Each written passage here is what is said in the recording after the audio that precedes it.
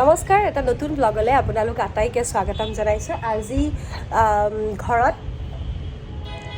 আজি ঘৰত নাম এভাগৰ আয়োজন কৰা হৈছে।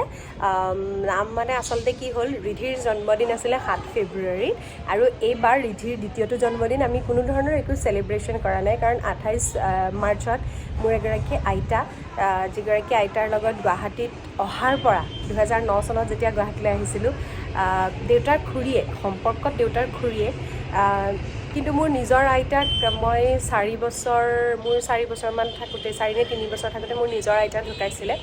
আৰু এইগৰাকী আইতাক সৰুতে মাজে মাজে পাইছিলোঁ, আইতাহঁত যেতিয়া গুৱাহাটীৰ পৰা গৈছিলে তেতিয়া পাইছিলোঁ। 2009 চনৰ পৰা ঢুকুৱালৈকে এইগৰাকী আইতাহে আচলতে মোৰ হাতত ধৰি প্ৰতিটো খোজত মোক লগ দি আছিল। পঢ়িবলৈ আহি প্ৰথম যেতিয়া হোষ্টেলত থাকিছিলোঁ, গা বেয়া হ'লে মাহঁত যোৰহাটৰ পৰা আহিব নোৱাৰে, প্ৰথম ফোনটো আইতালৈ, আইতাই দাদাহঁতক লৈ যায়, হস্পিটেল লৈ যায়, কিবা কৰে। ইনফেক্ট এবাৰ মাধু আৰু মোৰ একেলগে জণ্ডিছ হৈছিল, মাধু শিৱসাগৰ গ'ল, তাইৰ জণ্ডিছ হ'ল, মই গুৱাহাটীত থাকি গ'লোঁ, মোৰ জণ্ডিছ হৈ গ'ল। গতিকে এনেকুৱা হৈ গ'ল যে মায়ে তাইক এৰি থৈ শিৱসাগৰৰ পৰা আহিব নোৱাৰে, এইফালে মই ইয়াত দিছপুৰ হস্পিটেলত হস্পিটেলাইজ হৈ গ'লোঁ। তেতিয়াও বাপাদা, ডাঙৰ দাদাৰ লগত, হাই ৰিধি মানুহ, হাই ডিগি উঠা ডাঙৰ দাদাৰ লগত আইতাই মোৰ গোটেই হস্পিটেলত যত্ন লৈছিল। কিন্তু যোৱা 28 মাৰ্চত আইতা হঠাৎ আচলতে শুই থাকোঁতেই আইতা একেবাৰে গুচি গ'লগৈ। সেইদিনা ৰাতিপুৱা শুই উঠিয়ে প্ৰথম বৌয়ে ফোন কৰিছিলে, ৰাতিপুৱা 5:30 বজাত বৌয়ে ফোন কৰিছিলে। ফোন কৰাৰ পিছত সেই দিনকেইটা কেনেকৈ গ'ল একো ধৰিবই নোৱাৰিলোঁ, একদম হঠাৎ, মানে ভাবিব নোৱাৰা কথা এটা। তাৰপিছত প্ৰেছাৰ ষ্ট্ৰ'ক হ'ল আইতাৰ। আচলতে আগতো ষ্ট্ৰ'ক হৈছিল, বয়সো বেছি হোৱা নাছিল, 65 ইয়াৰ্ছ মাত্ৰ, কিন্তু আইতা তেনেকেই গুচি গ'ল। গতিকে সেইবাৰ ৰিধিৰ জন্মদিন চেলিব্ৰেট কৰাৰ একো মানে মুডেই নাথাকিলে আমাৰ, সেইকাৰণে আমি একো নকৰিলোঁ। কিন্তু আমি এটা বস্তু ডিচাইড কৰিছোঁ যে প্ৰতি বছৰে ৰিধিৰ জন্মদিনত আমি ঘৰত বছৰেকীয়া নামষাৰ ল'ম। গতিকে নাম ল'বলৈ থাকি গ'ল। আৰু প্ৰত্যেক ৰিধিৰ বাৰ্থডেত আমি, ৰিধিৰ বাৰ্থডে, মোৰ বাৰ্থডে, মনদীপৰ বাৰ্থডে, চবৰে বাৰ্থডেত আমি এসাঁজকৈ খাদ্য, যিসকল এসাঁজ ভোকৰ ভাতৰ পৰা বঞ্চিত, মামা কেঁচি নলয়, কেঁচি বেয়া বস্তু দিয়া, এইটো বেয়া বস্তু, এইটো নলয় দেই। তো তেওঁলোকৰ বাবে আমি আগবঢ়াওঁ, সেয়াও থাকি গ'ল। গতিকে আজি ভাবিছোঁ নামষাৰৰ আয়োজন কৰোঁ। আৰু ৰিধিৰ ককাক আইতাকো আছে ঘৰত, জন্মদিন বুলি নহয়, জন্মদিন যিহেতু হৈয়ে গ'ল, ৰিধিৰ ককাক আইতাক আছে আৰু একেবাৰে ওচৰৰ 2-4 ঘৰ মানুহ আৰু কেইজনমান ভকতেৰে আমি আমাৰ ঘৰত আজি নামষাৰ আয়োজন কৰিবলৈ লৈছোঁ। গতিকে আপোনালোকৰ লগত যিহেতু এটা ওতঃপ্ৰোত সম্পৰ্ক হৈ গৈছে, গতিকে ভাবিলোঁ যে আপোনালোককো আমাৰ নামষাৰৰ অংশ হিচাপে ৰাখোঁ। মনদীপ গৈছে, কালি আমি পাইছোঁহিহে যোৰহাটৰ পৰা। মনদীপ গৈছে দেউতাৰ লগত বজাৰ কৰিবলৈ, মাছ আনিবলৈ গৈছে। আৰু অলপ আগতে আমি গৈ টেণ্ট হাউচৰ পৰা বাচন চাচন আনিলোঁ। ভকতে ৰান্ধিব, গোটেইখিনি ভকতেই কৰিব। মাহঁতে, 2গৰাকী মা আছে, তেওঁলোকে মাহ প্ৰসাদ ধুলে। ৰিধি মানুহ কি কৰিছা? আৰু ইয়াক কচুগুটি হৌৱা, কি কৰিছা তুমি? কি কৰিছা মাম? কি কৰিছা? মাম খাব কোনে? মাম কোনে? বেবীয়ে মাম খাব? তোমাৰ বেবী ক'ত আছে? লৈ আহা তোমাৰ বেবীক লৈ আহা তোমাৰ। এতিয়া হলটো খালী কৰি দিলোঁ, চোফা টোফা, সেইফালে এখন চোফা গৈ আমাৰ ৰুমত সোমাই আছে, ইখন চোফা ছাইডত আছে। এতিয়া হলটো খালী কৰি এইখিনিতে আমি নৰ্মেলি আমাৰ নাম পাতিলে এইখিনিতে কৰোঁ। গোটেইখিনি নামত ব্যৱহাৰ হ'ব লগা প্ৰয়োজনীয় সামগ্ৰী অলপ মাহঁতে ধুই মেলি ৰেডি কৰি থৈছে। এইফালে শৰাই বটা ডাইনিং টেবুলৰ ওপৰত, আৰু এয়া যোৰহাটৰ ঘৰৰ পৰা লৈ অহা ৰঙালাও আগ, কুন্দুলি বনালোঁ, কিবাকিবি ৰান্ধিলোঁ। মায়ে হেৰি কৰিছে, এই ৰঙালাও আগ বনাইছে। আৰু মোৰ আজি ভাত খাবলৈ একেবাৰে মন যোৱা নাই, কেলৈ নাজানো, গৰমৰ কাৰণে। কিন্তু মই খাবলৈ লৈছোঁ তো এইটো বিটৰুট চালাডটো। এইটো মোৰ ৰেচিপি নহয়, এইটো আলিয়া ভাটৰ ৰেচিপিহে। মই পাই যাব ইউটিউবে, বিৰাট টেষ্টি হ'ব। মন্দিৰতে ভাত খাব। মই বিট খাই ভাল পাওঁ, কাৰণ মই ইউটিউবতে পাইছিলোঁ। এইটো তুমি কেনেকুৱা পালা খাই? ভাল, টেষ্টি হৈছে ন?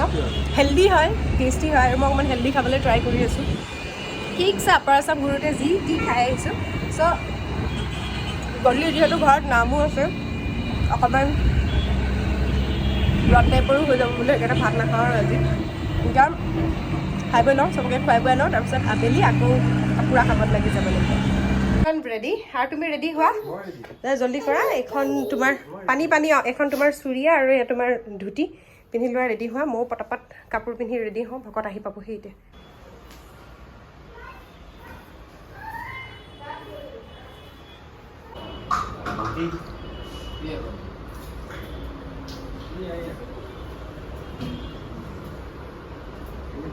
অকণমান পায়স ৰান্ধি আছোঁ প্ৰসাদৰ লগতে আগ কৰি দিবৰ বাবে শৰাই সজাওঁতেই দি দিব গতিকে বৰ লৰালৰি কৰিব লগা হৈছে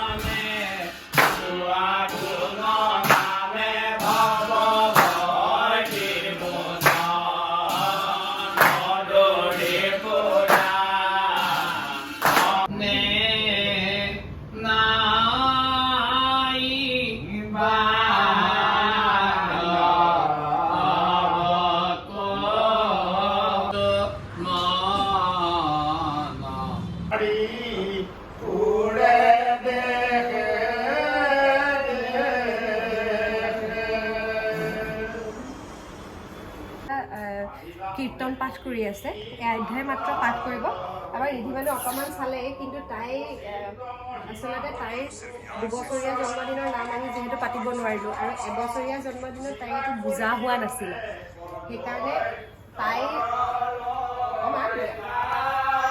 যিটো আচলতে খুব সাধাৰণ কথা কিন্তু নাম ৰিধিয়ে প্ৰথম দেখিছে আৰু ক'ৰবাত আমাৰ কিন্তু উপায় নাই আচলতে আমি যিমান বাৰু দেখুৱাবলৈ চেষ্টা কৰিছোঁ ইয়াৰ আগত যেতিয়া নাম লৈছোঁ তাই খুব সৰু হৈ আছে আৰু এতিয়া অকণমান ডাঙৰ হৈছে অকণমান সময় তাই চালে ভালদৰে কি কৰিছে যেতিয়া চাপৰি বজাইছে লাহে লাহে দুবাৰমান বজালে তাৰপাছত ৰৈ দিলে আমাৰ চাদৰ ওপৰত যিগৰাকী ভকতে ৰান্ধি আছে তেখেতৰ ওচৰত গৈ অলপ সময় থাকিলে আৰু বিশেষ আলহী আমাৰ নাই একেবাৰে কম ঘৰুৱা আলহী কেইগৰাকীমান আছে বাই দি মেলো চাহ এনেকৈ কোনে প্ৰসাদ খায় আপে খাই দিয়া ককাক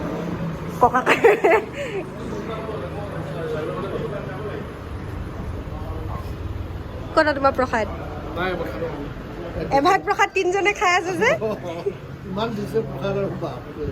আৰু এয়া মা দেউতাহঁতে বেলকনিত বহি কথা পাতি আছে গৰমত আমাৰ যিহেতু ফ্লেটৰ ভিতৰত হৈছে গতিকে আমাৰ চাদৰ ওপৰত ৰিধিৰ অন্নপ্ৰাশনতো তেওঁলোকে আছিল ভকত আৰু চাদৰ ওপৰত ৰান্ধি আছে ভকত কলিতা খুৰা মই তেওঁলোকক বহুত সৰুৰ পৰা পাইছোঁ গুৱাহাটীয়ে প্ৰথম অহাৰ পৰাই তেওঁলোকক পাই আছোঁ আৰু ৰিধিৰ জন্মদিন যোৱা বছৰৰ জন্মদিন অন্নপ্ৰাশন সকলোতে তেওঁলোক আছিলে তেওঁলোক আছিলে মই আহিবই পৰা নাই এপাক যাওঁ এতিয়া অঁ ল'ম খুৰা আমাৰতো ঘৰত যেতিয়াই যি হয় সদায় আপুনি আমাৰ ভকতক আপোনাৰ বাদে বেলেগ কোনেও এতিয়ালৈকে খুওৱা নাই আৰু বৰ ধুনীয়া ৰান্ধে কি ৰান্ধি আছে খুৰা পেটু ভাজি কিহৰ লগত বেঙেনা পেটু ভাজি আৰু খুৰা বিয়া এখন আহি আছে ন আমাৰ ঘৰত কাৰ বিয়াটো অকণ পিছত আপোনাক কম ভিডিঅ'টো যেতিয়া কাটিম তেতিয়া কম আকৌ আহিব লাগিব একদম এবাৰ বিয়াৰ নামৰ কাৰণে আহিব লাগিব আজিও ইমান লৰালৰিকে আনিছোঁ মই আপোনাক আপুনি তথাপিতো যে আহিছে তাৰ কাৰণে বহুত ধন্যবাদ আপোনাক আৰু কলিতা খুৰাই হেঙেৰাবাৰীতে ঘৰ মই বহুত আগৰ পৰা পাইছোঁ ন আপোনালোকক একদম এয়া ইমান সোনকালে তেওঁ আধা আধি ৰান্ধি শেষেই কৰি পেলালে এইটো নকুল হা ক'ত গ'লা এইটো হৈছে নকুল অ বাপৰে এয়া কি ৰান্ধিলে এইটো চব্জি মিক্স চব্জি ৰান্ধিছে এতিয়া নকুলে এইবোৰ ভিতৰলৈ কঢ়িয়াব এতিয়া আমি ভিতৰত দেখুৱাম এইটো হৈছে নকুল আমাৰ ফ্লেটৰ চিকিউৰিটি আৰু ই বিৰাট ভাল ল'ৰা নগাঁৱৰ ল'ৰা আৰু নকুলে মোক বহুত হেল্প কৰি থাকে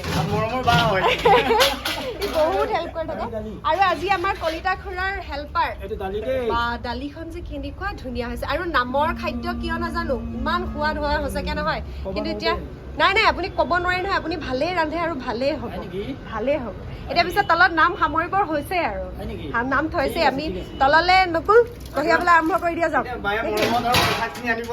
একদম প্ৰসাদ ঘৰত বহি লৈ খাবা ইয়াত খাবা নি ব'লা আৰু এয়া ভকতক সেৱা কৰি তেওঁলোকৰ বাবে সিদ্ধ আগবঢ়াই দিয়া হ'ল তাৰ পাছত আমি সকলোৱে একেলগে খাব পাৰিম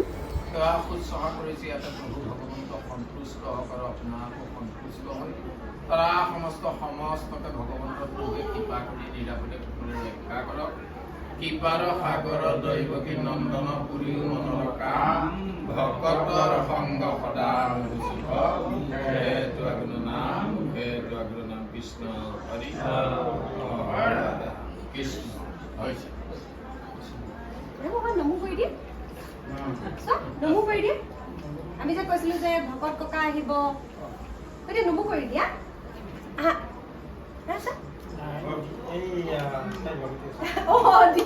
দিছে তোমাক দিছে চোৱা মই চকলেট খাব দিছে চোৱা ক'ত যোৱা তুমি তাৰপিছত আহিল বিদায় সেৱাৰ পৰ্ব বছৰত এবাৰকৈ আচলতে ঘৰত যেতিয়া নাম লওঁ মনটো বৰ ভাল লাগে ঘৰখন শুদ্ধ হৈ পৰাৰ দৰে লাগে গতিকে আমি চেষ্টা কৰি আহিছোঁ এই ঘৰলৈ অহাৰ পিছত প্ৰত্যেক বছৰে নাম ল'বলৈ মা দেউতা মা মই ৰিধি সকলোৱে মনদীপ সকলোৱে ভকতক বিদায় দিলোঁ আৰু তাৰপাছত আমি খাবলৈ বহিলোঁ আমাৰ বুঢ়া ভকত লাজ পালে